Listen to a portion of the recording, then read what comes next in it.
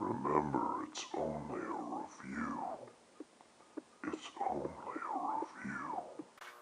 Hello everyone, and welcome to my review of My Deadly Friend. I don't normally do reviews, but since it's Halloween, I thought, hey, might as well do it. This is a completely stupid idea, and you should stop right now. Ignore him. Anyway, so My Deadly Friend is a film by Wes Craven, right off the heels of Nightmare on Elm Street. One thing you need to know about My Deadly Friend is that it features many 80s related stuff. Seriously. That lady from the Goonies! You know, the crabby one. Crabby old lady? The voice of Roger Rabbit is the voice of a freaking robot! Seriously, I'm not making this up. Christy freaking Swanson before Buffy the Vampire Slayer. And a screenplay by the guy who would go on to write Ghost. Dude, that's not really 80s related, most of it. Okay, maybe the Roger Rabbit guy, but ignore him! What's really important to remember is that this is an adaptation of a book. A book I've never read, mind you, but one that has a very different tone than the movie that actually got made.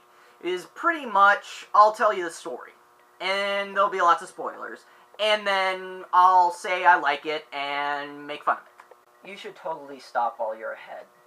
Ignore him.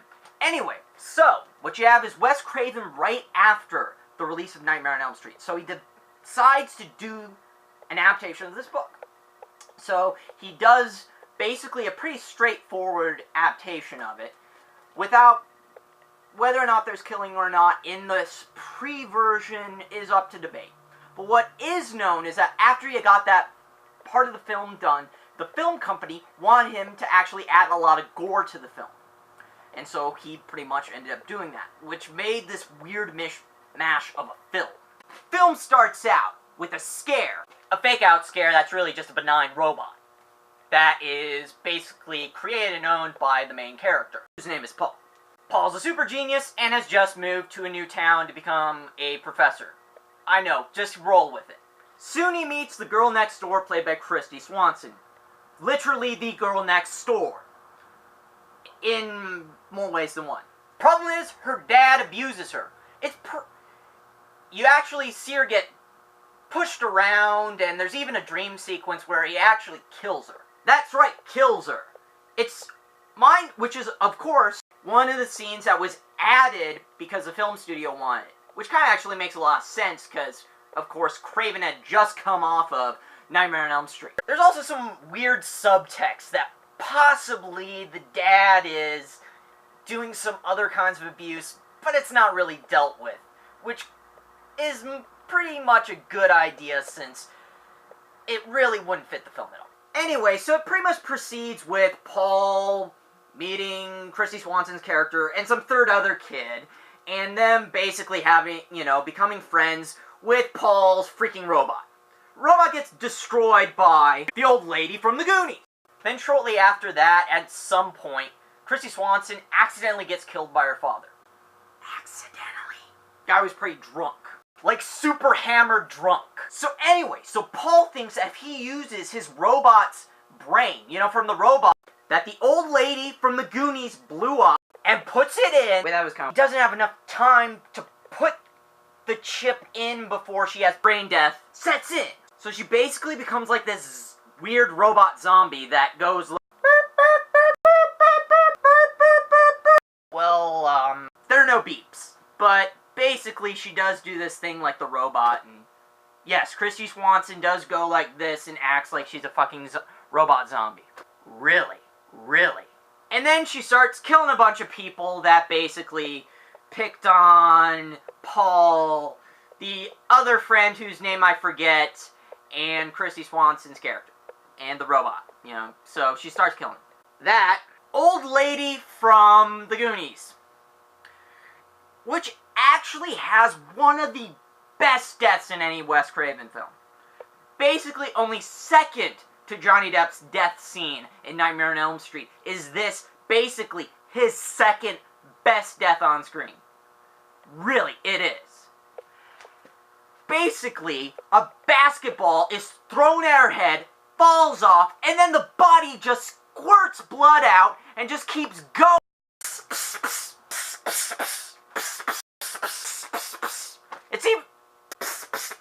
It even kind of crawls around.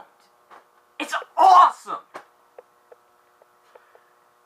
Basically, then the film kind of falls apart.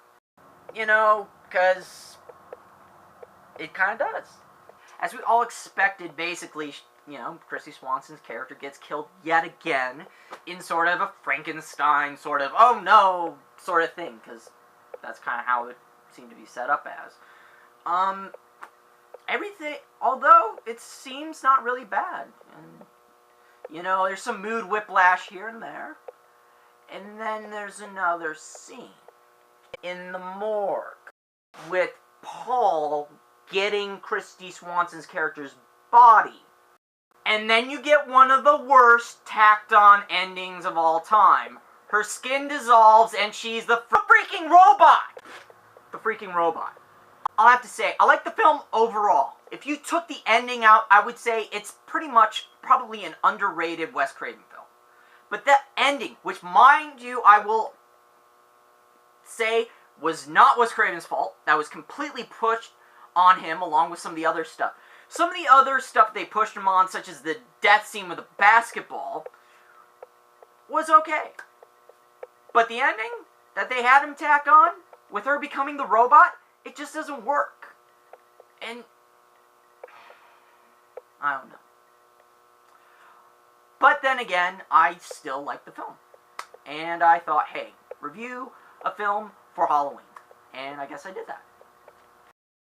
And it sucked! Ignore him. And for some of you who may think it's not that great a film, remember all of the films Wes Craven has directed after the first Scream movie. Seriously. Anyway, have a nice tomorrow. What the hell was that all about? I told you were bad at this. Shut up, you. Ignore them! Seriously, this is going on way too long. You should cut it. Okay. Bye, everyone. And, I don't know. Maybe I'll do another review. Maybe I won't. Wait, you actually liked the film? Yes, I did! Since I filmed the previous stuff, the previous review, and I've gotten down from the caffeine, I found out that they're doing a remake in 3D with Kristen Stewart.